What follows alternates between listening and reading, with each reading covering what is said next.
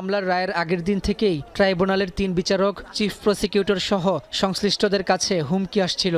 রায়ের পর এ বিষয়ে চিফ প্রসিকিউটর জানান, ভারতীয় মোবাইল নম্বর ব্যবহার করে প্রাণনাশের হুমকি দেওয়া হয়। আমাদের সকল বিজ্ঞ প্রসিকিউটরগণের নাম্বারে বিদেশ থেকে অধিকাংশই ভারতীয় নাম্বার থেকে তাদেরকে টেলিফোনে কল করা হয়েছে, তাদের নানান ধরনের গালাগালি, অশ্লীল কথাবার্তা বলা হয়েছে, গালাগালি করা হয়েছে।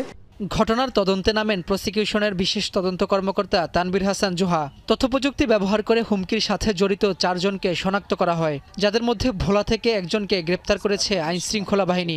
বিদেশি সেজে আমাদেরকে হুমকি দিচ্ছিল। আমরা এই টোটাল গ্রুপের মধ্যে মূল যিনি অ্যাডমিন তাকে আমরা শনাক্ত করতে সক্ষম হয়েছি। তিনি আরও জানান, হুমকির সাথে জড়িত বেশ কিছু ফেসবুক পেজ ও ব্যক্তিকেও শনাক্ত করে আইনের আওতায় আনার চেষ্টা চলছে। এখন আমরা দেখতে পেরেছি 4টা যে মূল আইডি, তার ভিতরে 2টা আইডি তার ডিভাইস থেকে আমরা পেয়েছি। অনেক রিমোট এলাকা থেকে তারা চালাচ্ছিল, নদী অঞ্চল।